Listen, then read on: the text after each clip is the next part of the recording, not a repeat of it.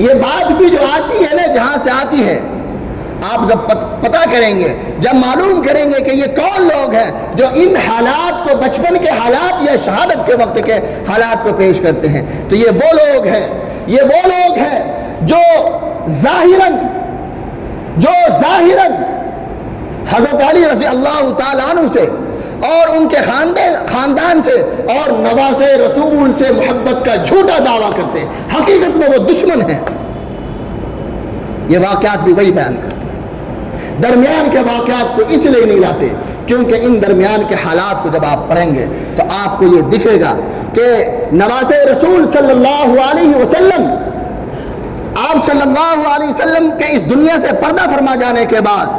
جب مسجد نبوی میں تشریف لاتے، حضرت ابو بکر صدیق رضی اللہ تعالیٰ عنہ ممبر رسول پر تشریف فرما ہوتے تھے، تو جب وہ سامنے سے آتے دکھائی دیتے تو وہ کھڑے ہو کر کے انہیں بلاتے اور اپنے بغل میں بیٹھاتے محبت کے ساتھ۔ جب ان حالات کے، ان درمیان کے 55 سال کے حالات کو آپ پڑھیں گے تو آپ کو دکھے گا کہ حضرت ابو ہریرہ رضی اللہ تعالیٰ عنہ اتنے بڑے محدث ہیں، اتنے سب سے زیادہ حدیث روایت کرنے والے ہیں، صحابی رسول ہیں، آپ کو یہ دکھے گا کہ حضرت ابو ہریرہ رضی اللہ تعالیٰ عنہ اپنی چادر مبارک سے نواز رسول کی جوتی مبارک کو صاف کرتے دکھیں گے۔ آپ کو یہ دکھے گا، ان حالات کے درمیان کے حالات جب آپ پڑھیں گے تو آپ کو دکھے گا کہ حضرت عمر رضی اللہ تعالیٰ عنہ ممبر رسول پر تشریف رکھتے ہیں، جب نواز رسول تشریف لاتے ہیں، جب جنت کے 2 شہزادے تشریف لاتے ہیں تو یہ احترام میں کھڑے ہو جاتے ہیں۔ آپ کو یہ دکھے گا کہ جب حضرت عثمان غنی رضی اللہ تعالیٰ عنہ کو ان کے گھروں میں محصور کر دیا گیا، 40 دن تک دایا پانی جب بند کر دیا گیا، تو آپ کو دکھے گا کہ یہ 2 شہزادے، یہ 2 جنتی شہزادے، یہ نواز رسول اپنے ہاتھوں میں تلوار لے کر عثمان غنی کی حفاظت کے لیے اپنے گھروں سے نکلتے ہیں اور حضرت عثمان غنی رضی اللہ عنہ کے گھر کا پہرا دیتے ہیں۔ آپ کو یہ دکھے گا کہ جب خلیفہ ثانی حضرت عمر فاروق رضی اللہ تعالیٰ عنہ کے دور خلافت میں ایک مرتبہ کہیں سے کپڑا آیا تقسیم کرنے، مال غنیمت میں کپڑا آیا تو آپ نے تقسیم کرنا شروع کیا۔ آپ تقسیم کرتے رہے اور تلاشتے رہے کہ کوئی اچھا مناسب سا کپڑا مل جائے، کوئی اچھا کپڑا ملے تو میں اس 2 جنتی شہزادے کو میں پیش کروں، لیکن کوئی کپڑا مناسب نہیں ملا تو آپ نے پھر باضابطہ آرڈر دے کر کے یمن سے کپڑا ان 2 جنتی شہزادوں کے لیے منگوایا، اور منگوانے کے بعد آپ نے جب انہیں دیا اور اس 2 جنتی شہزادے جب ان کے سامنے پہن کر آئے تو آپ نے کہا اب میرا دل خوش ہو گیا۔ آپ کو یہ دکھے گا، لیکن یہ بیان نہیں کیا جاتا، یہ ہمارے سامنے حالات نہیں لائے جاتے، اس لیے کہ جو لوگ یہ بیان کرتے ہیں اور جن لوگوں نے اس دن کو غم کا مہینہ بنایا ہے، اس دن کو غم کے دن کے لیے اتنے سارے خرافات اور رسم اور بدعات کو شروع کیا ہے، صرف انہوں نے یہ کام نہیں کیا، اس کے علاوہ بھی انہوں نے بہت کچھ کیا۔ ان کا صبح سے شام تک کا جو مشغلہ ہے وہ یہ ہے کہ صحابی رسول، خلیفہ اول، خلیفہ ثانی، خلیفہ ثالث، ان سب کو گالیاں دینا،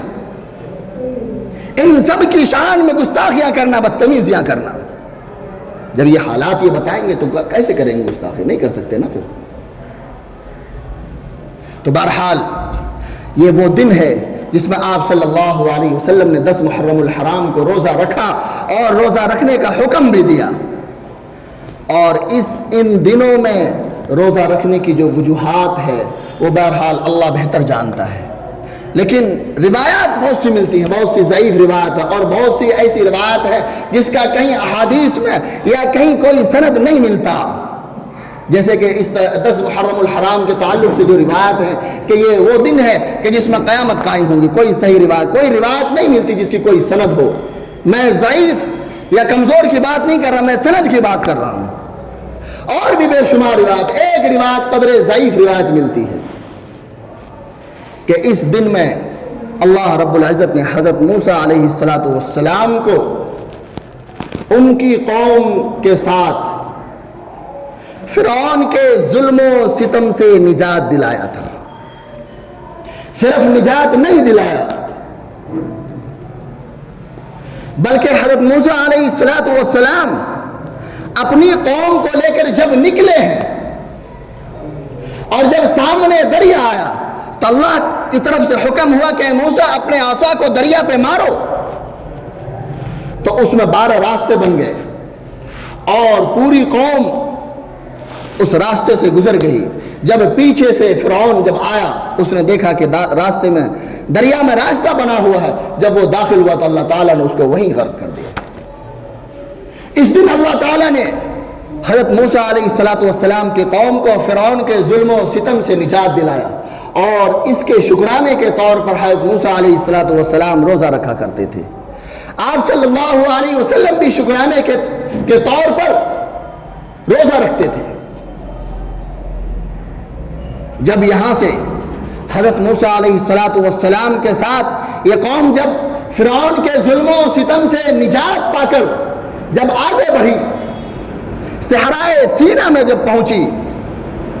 تو حضرت موسیٰ علیہ السلام نے اپنی قوم سے مخاطب ہو کر کے کہا، یا قوم ادخلوا الارض المقدسة التي كتب الله لكم ولا ترتدوا على ادباركم فتنقلبوا خاسرين۔ اے میری قوم، اس مقدس شہر میں داخل ہو جاؤ، مقدس شہر میں داخل ہو جاؤ، اور تمہیں اللہ رب العزت تمہیں کتاب دے کر، تمہیں علم و حکمت دے کر تمہیں باعزت بنانا چاہتے ہیں۔ وہ کون سا شہر؟ وہ شہر بیت المقدس، وہ شہر فلسطین سے ان کو نکالا گیا تھا۔ پھر اللہ رب العزت نے کہا کہ جاؤ اس شہر میں پھر سے داخل ہو جاؤ، لیکن داخلہ آسانی سے نہیں ملنے والا تھا۔ داخلہ آسانی